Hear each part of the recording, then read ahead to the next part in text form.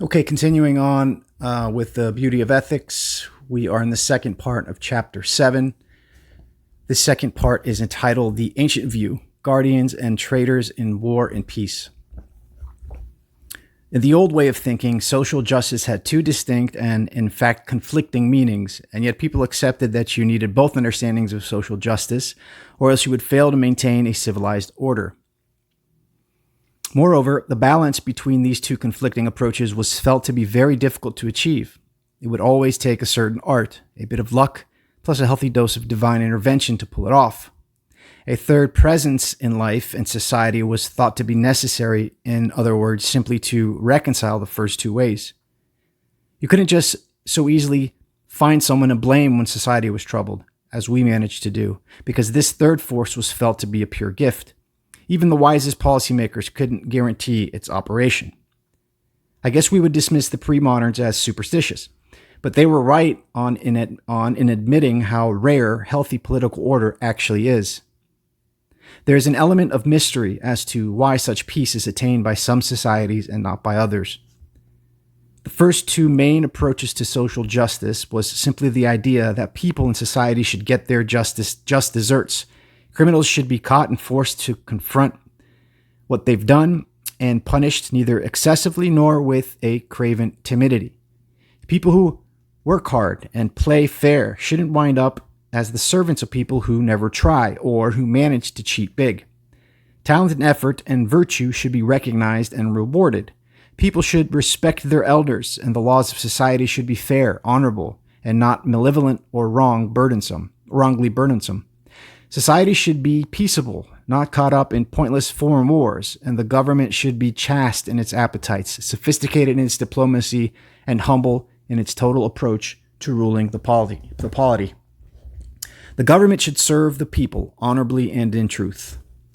In this first approach to social justice, what is emphasized is the justice involved when you get the fair results of your individual actions, and the sort of world where everyone has the opportunity to live a life unmolested by cheats, criminals, and tyrants. While the conservative followers of Hayek might not prefer the term social justice, they do very much want to live in a just society, defined in the terms I've described above, and they might be willing to label such a society as just or even ideal. The second approach to social justice turns the question around. This approach asks not about fair opportunity, but about fair outcome in cases when human moral agency is compromised. Because if outcomes are always skewed in favor of one race or class of people, then can it really be that the opportunities are equitable? Or perhaps some people in a society are in better position to achieve worldly success? In general, this approach to social justice is worried more about the final distribution of the benefits of society and about the fact that, owing either to simple moral luck or to social biases, some people are losing through fault that is not their own. In other words, in the first approach to social justice, we assume that everyone possesses perfect moral agency, whereas in the second, we acknowledge that many don't. In early Christian times, the special groups lacking complete self-determination would have been those who were too sick to work, disabled, widowed, orphaned, or even enslaved, rather than racial or ethnic minorities. Although even in the book of Acts, there is a dispute between Greeks and Jews about cultural discrimination. Today, this approach would also look at the fact that members of some classes or ethnicities face systemic obstacles, whether placed there by government or by private parties, such that their individual effort is less likely to be rewarded and more likely to be frustrated. Are we really content with a just deserts approach to social justice if it leaves certain groups to suffer? In the second approach to social justice, we try to address the underlying inequalities that are beyond people's control. How might we take on the burdens of others, since after all, we are aware of our own dependence on the good moral luck that we have received? The question of the second kind of social justice results from the fact that if we are not hubristic, but instead grateful, we all have to admit that we are benefiting from gifts we didn't earn. The old solution to this was for the rulers of society to attempt to purchase the allegiance of everyone in society by granting them all some benefits. And this is roughly how we use the term social justice, most often today. We not only want to make sure that everyone has a chance, but we want to see good outcomes for everyone. Moreover, we want to see something like an equal outcome, even in cases where people don't deserve it, strictly speaking. Right away, you can see that the two approaches to social justice are in conflict. In one, you get what you deserve. In the other, we recognize that this will not be enough. The strong will have to sacrifice and help the weak. Furthermore, we can see that this second definition of social justice is more welcome to the ears of people on the left, whereas the first is more welcome to the ears of people on the right. It's not completely right versus left thing, but largely it is. Our personal preference for one or the other meaning of social justice can also have a geographical or cultural origin. The Anglo-American tradition was all for the just desserts approach to social order, partly because people in England and America recognized that only a powerful central state could enforce equal outcomes, which would spell danger for liberty itself. Meanwhile, the emphasis within continental Europe has been on the equal outcomes approach to social justice that we as Americans, since the presidency of Franklin Roosevelt in particular, have also come to think essential. Questioner: isn't the second approach what we most often think of as being the real meaning of Christian social justice? After all, quote, bear one another's burdens and so fulfill the laws of Christ, unquote, says Paul in Galatians. Dr. Patitsas: well, if we manage to fulfill the first version of a just society, then we have also, through our own strenuous work, lifted a great burden from the shoulders of our fellow man, who would choose to live in a lawless environment, harassed by militarized police, has meager wages garnished to fund people who refuse to work, his grandparents' pensions stolen by high-flying financial cheats, only then to be drafted and sent off to die in misbegotten foreign war. Yet to defeat all these evils takes tremendous sacrifice and virtue from our rulers. So both these social justice visions have been addressed insistently by the Holy Scripture and the fathers of the Church. The reason that today we have come to think of social justice entirely in terms of the second charitable emphasis is precisely because so much in our society already is well ordered. Not everything as today we still see speculation and front running on Wall Street, for example, but to a larger degree than in many other societies. And not for everyone, because many of the poor inhabit communities where crime is rampant and simple order is hard to come by. Really, both of these two social justice visions are Christian in the eyes of the Orthodox Church throughout history. We need both. Next section is guardians and traitors in brief. Questioner: did the ancients deal with categories like the political right and left? Dr. Patitsas: the version of right versus left that the ancients faced was just the universal fact that every human society must rely upon the two distinct visions of social justice and be able to employ the distinct and opposing set of social ethical principles and values that correspond to these two visions of society. There exist two entirely different sets of moral worldviews, and what makes everything complicated is that you will need both if you want to have a civilization. Let us say more about this later in the interview, but for now we have to at least hint at how demanding it can be to attain both of the needed kinds of social justice. I mean, the ancients were so convinced that the two sets of social ethical values were deeply opposed and that you needed both, that they openly said that only a miracle could bring them into harmony. This helped them to avoid hubris. They thought that civilization was a miracle, a gift of the gods. Jane Jacobs, however, wasn't a social historian and didn't start with the distant past. Instead, she set herself to reading through the newspapers of her own day, asking which social values are routinely excoriated, which ones praised, and in what particular social contexts. Over about 12 years, she sorted and sifted through the lists of social virtues that she'd made until she saw that society is composed of two rival, almost fatally opposed tribes of virtue loyalists. One tribe of virtue loyalists she called the Guardians, and the other tribe the Traitors.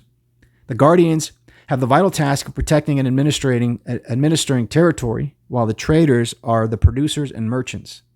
The two different sets of virtues, which she calls the two ethical syndromes, form coherent communities that resemble tribes because within each syndrome, the ethical virtue makes sense to all the participants, but neither tribe can really respect the ethical mores of the other tribe.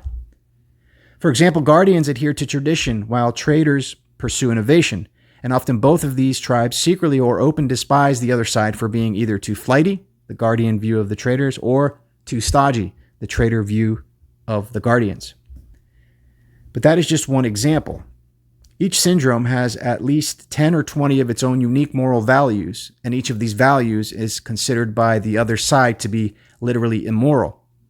Among the values Jacobs lists as being appropriate for commercial life, for example, were collaborate easily with strangers, shun force, respect contracts, compete, be frugal, use initiative and enterprise, and invest for productive purposes.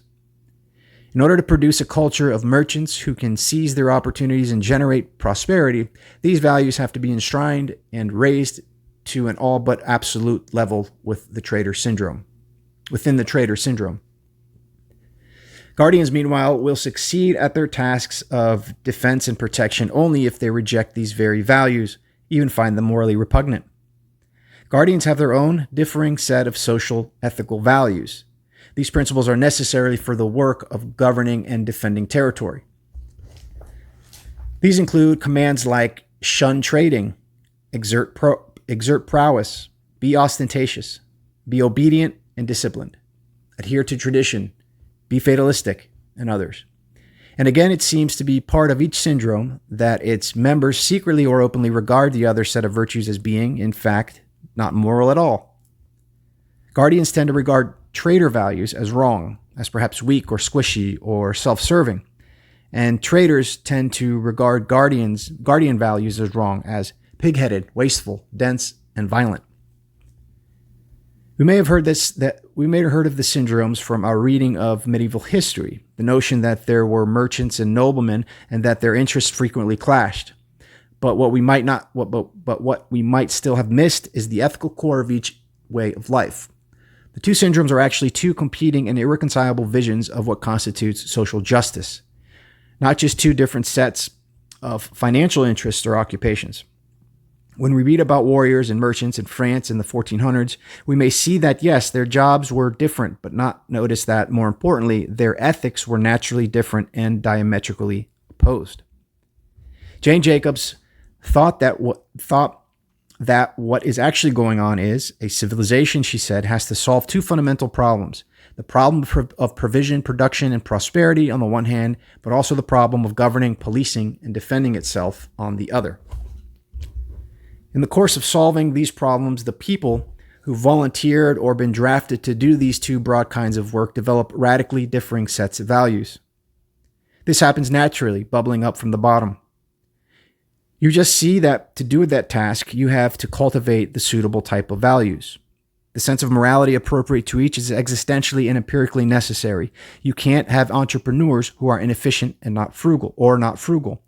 And you can't have soldiers who are not in it for the money or disobey authority. Let me stress, these virtues are not abstract, but existential. If you don't keep them, you will fail at your risk. You will fail at your task, full stop.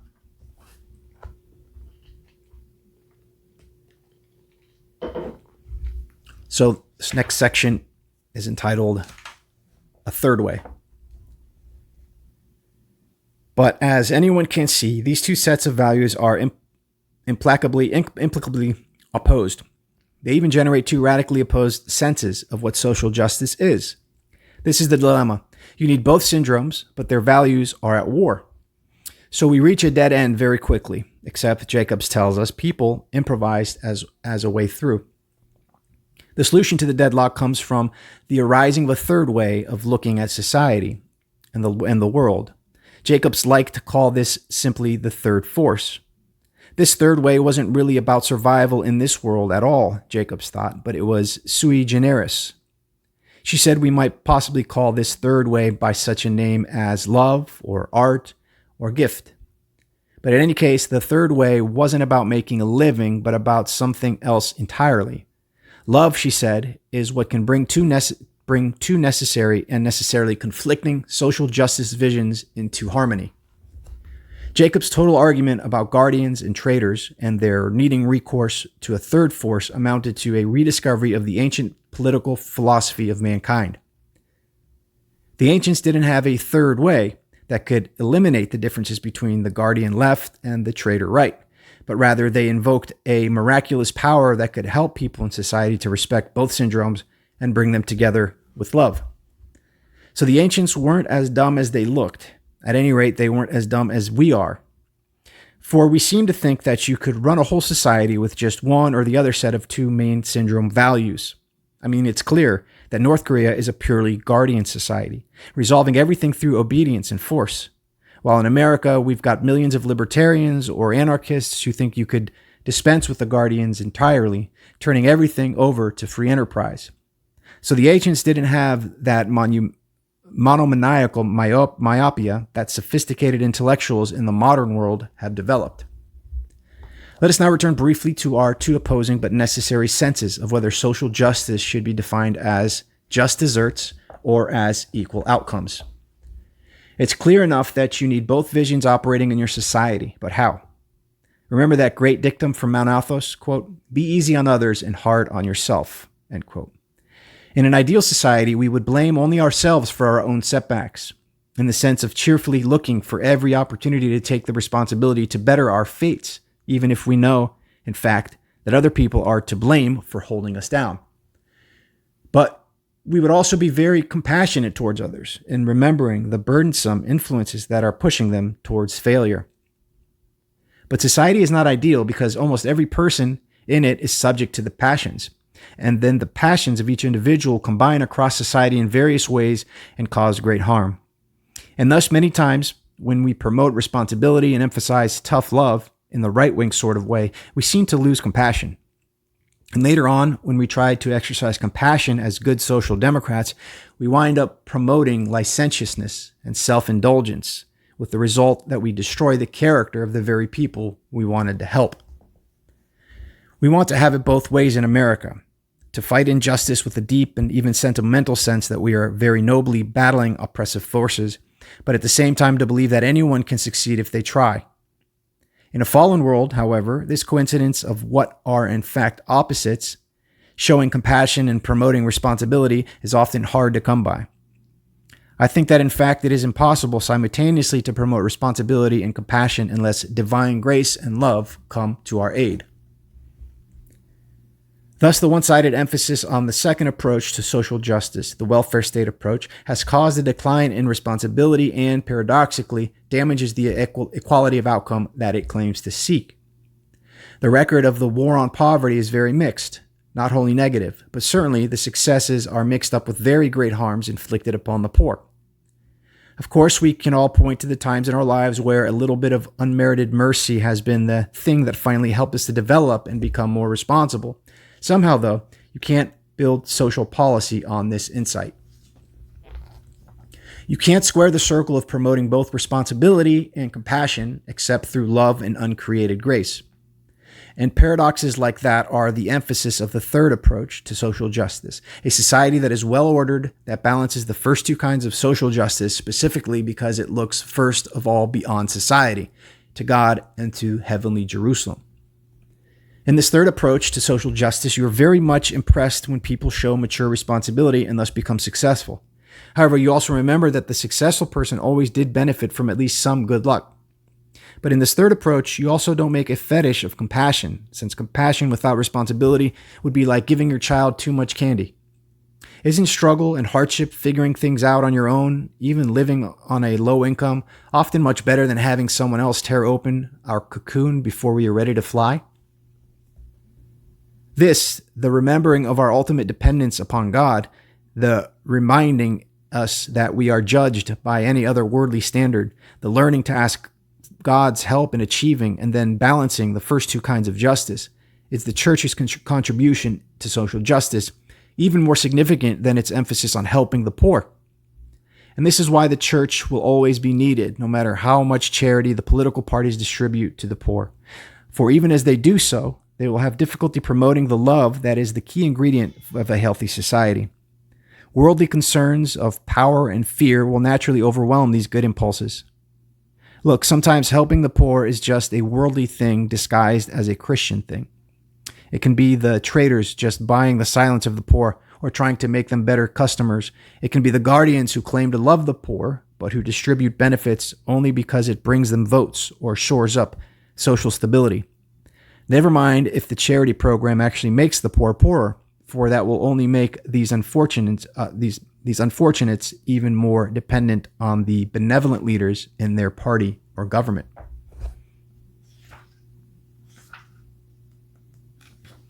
All right, I think I'm going to end it there. I think that was a really beautiful couple sections outlining the idea of social justice and maybe a path forward through love and through uncreated grace. When I'm reading this now, it is kind of a central question in the United States as we are in the throes of political crisis, protests, the horrible death and injustice that was done to a black man, George Floyd, that has caused a huge uproar in the face of a medical health crisis in coronavirus. These questions are more poignant than ever, and I'm glad to have an author and some words of wisdom to kind of chew on as we figure this out collectively. So thanks for listening, and I'll see you next time.